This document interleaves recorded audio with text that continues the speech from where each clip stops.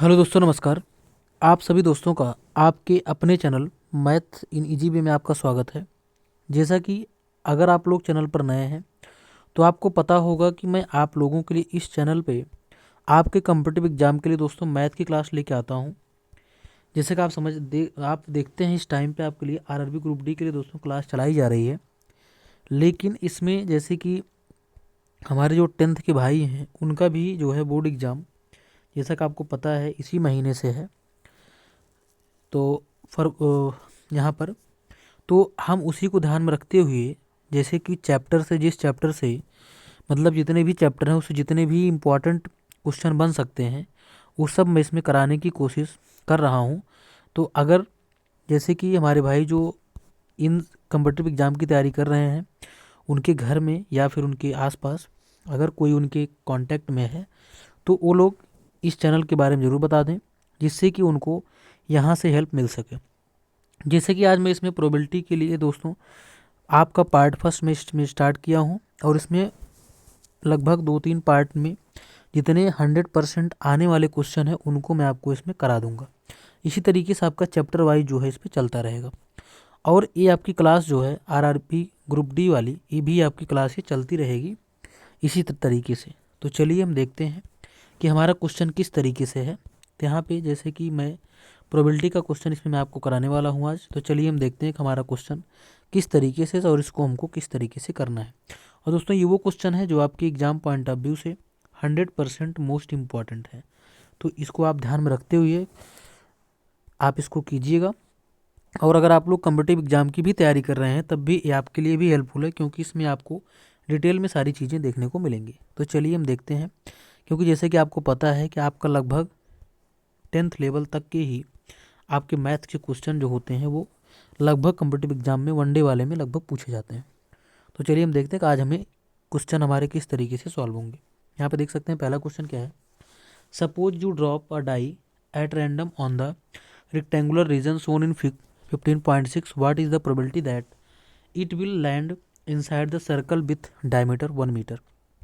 ये आपका previous year में आपके आया हुआ है, ये आपके प्रीवियस ईयर में ये आपका क्वेश्चन आया हुआ है। ठीक है, तो अब चलिए इसको हम देखते हैं कि इसको हमको करना कैसे है। तो जैसे कि आप प्रोबेबिलिटी की कंडीशन जानते हैं, प्रोबेबिलिटी कंडीशन क्या होती है, यहाँ पे फेवरेबल कंडीशन और यहाँ पे टोटल कंडीशन, ये हमारी टोटल होती हैं। ठीक है, अब यहाँ पे हमें क्या करना है समझिएगा ध्यान से। अब इसमें कह रहा है कि बताओ कि अगर कोई भी एक डाई है उसे क्या किया जा रहा है, रैंडमली इस एरिया में छोड़ा जा रहा है। तो कह रहा है बताओ कि सर्कल में उसके जाने की प्रोबेबिलिटी क्या होगी।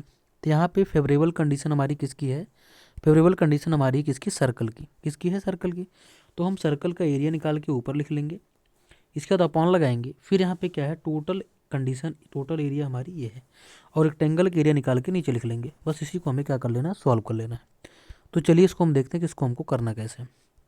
जैसे कि यहाँ पे प्रोबेबिलिटी अगर हम निकालते हैं इसकी, तो यहाँ पे क्या हो जाएगा हमारा, यहाँ पर सर्कल का एरिया, क्योंकि यहाँ पे हमें दिया है 1 मीटर, डायमीटर दिया 1 मीटर, तो इसकी हमें रेडियस निकालनी पड़ेगी। जैसे अगर हमारा डायमीटर 1 मीटर दिया है तो रेडियस हमारी कितना हो जाएगी, 1/2 हो जाएगी। ठीक है, तो चलिए इसको हम देखते हैं अब आगे हमें इसको करना कैसे। तो यहाँ पे होता है सर्कल का एरिया होता है pi r square. Pi r square का मतलब है आर हमारे पास है 1/2, तो हो गया 1/2 का स्क्वायर बटे में। अब यहाँ पर और हमारा रेक्टेंगल का एरिया होता है लंबाई गुणे चौड़ाई, तो यहाँ हो जाएगा 3 × 2। ठीक है, अब इसको समझिएगा आगे हमें करना कैसे।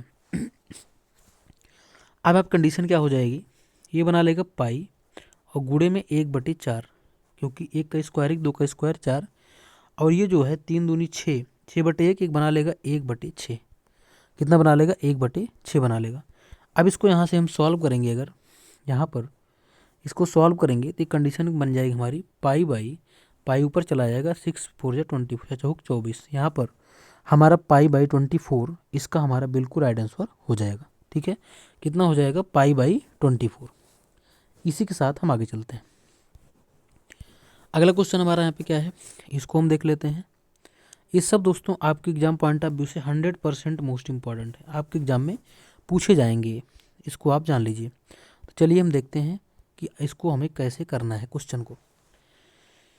A bag contains 5 red balls and some blue balls. If the probability of drawing a blue balls is doubles that of the red balls, determine the number of blue balls. ठीक है, मतलब हमें इसमें ब्लू बॉल की यहाँ पे value दी गई है, सॉरी रेड बॉल की वैल्यू दी गई है और ब्लू बॉल की वैल्यू हमें यहाँ पे नहीं पता है। तो इसको हम करेंगे कैसे, समझिएगा ध्यान से।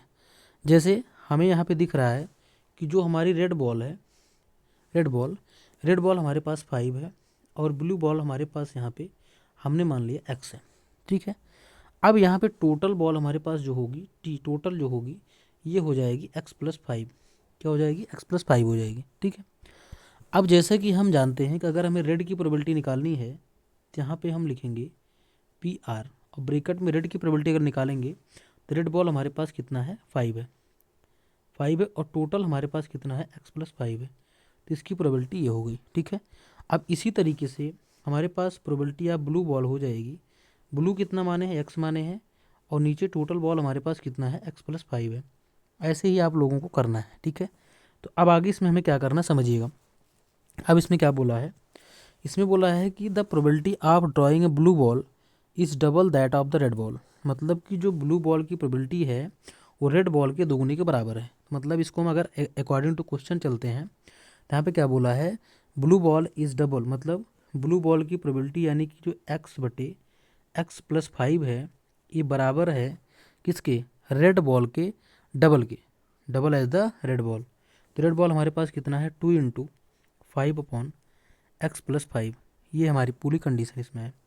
अब इसको हम सॉल्व करेंगे तो कितना बन जाएगा, x/x+5 और इक्वल टू हमारे 5 × 10, 10 अपॉन में ये बन जाएगा x+5। ठीक है, अब यहाँ पे सिंपली यहाँ पे हम देख रहे हैं यहाँ पर क्या कह रहा है।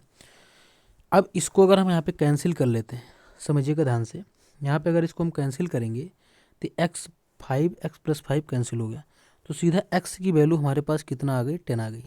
x की वैल्यू कितना आ गई, 10 आ गई। ठीक है, तो मैंने क्या किया था, ब्लू बॉल को हमने क्या माना था, x माना था। क्या माना था, ब्लू बॉल को हमने x माना था और x की वैल्यू हमारे पास आ गई 10। तो यहाँ से हमारा इसका जो आंसर होगा 10, इसका बिल्कुल राइट आंसर यहाँ से हो जाएगा। इसी के साथ हम आगे चलते हैं। अगला क्वेश्चन क्या है, इसको देख लेते हैं। यहाँ पे कह रहा है a jar contains 24 marbles, some are green and others are blue. मतलब इसमें कह रहा है एक जार में 24 कंचे हैं जिसमें से यहाँ पे कुछ तो हरे हैं और कुछ जो हैं वो नीले हैं। If a marble is drawn at random from the jar, the probability that is green 2/3, find the number of blue balls in the jar. ठीक है, तो यहाँ पे देखिए, यहाँ पे कह रहा है टोटल मार्बल हमारे पास कितने हैं, 24। ठीक है, कितने हैं, 24। अब कह रहा है कि यहाँ पे जो ग्रीन मार्बल है उसकी प्रोबेबिलिटी 2/3 है। ठीक, तो अगर हम प्रोबेबिलिटी ऑफ ग्रीन की निकालें, समझिएगा ध्यान से, प्रोबेबिलिटी ऑफ ग्रीन की अगर हम निकालते हैं तो यहाँ पर टोटल मार्बल हमारे पास 24 नीचे आ जाएगा और हमें ग्रीन की यहाँ पर वैल्यू हमें नहीं पता है कि ग्रीन मार्बल हमारे पास है कितने, तो उसको हम मान लिए x। लेकिन हमें ग्रीन की प्रोबेबिलिटी यहाँ दे रखी है, वो कितना है, 2/3। इसको हम लिख लिए 2/3 यहाँ पर, और बराबर में x बटे यहाँ पर 24, x/24। 3 8 जा 24, 8 2 जा 16, x इक्वल टू हमारा आ गया 16। x इक्वल टू कितना आ गया, 16।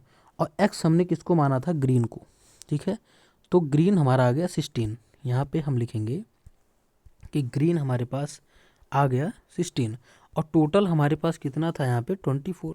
हमसे पूछा किसका है, यहाँ पे पूछा है number of blue balls. Blue balls का हमसे नंबर पूछा हुआ है, तो ब्लू के लिए हम क्या करेंगे, टोटल से और ग्रीन को हम माइनस कर देंगे।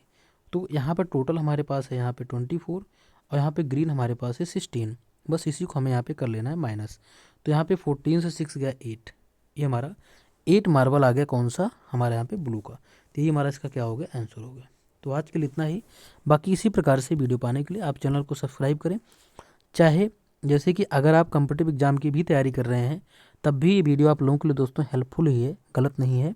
क्योंकि जैसा कि आपको पता है कि आप पहले डिटेल में पढ़ते हैं तब आप जो है शॉर्ट क्वेश्चन लगाना शुरू करते हैं, और जो डिटेल में पढ़ाया जाता है वो आपका लगभग 10th level, 9th level, 8th level, इसी लेवल के क्वेश्चन आपको देखने को मिलते हैं।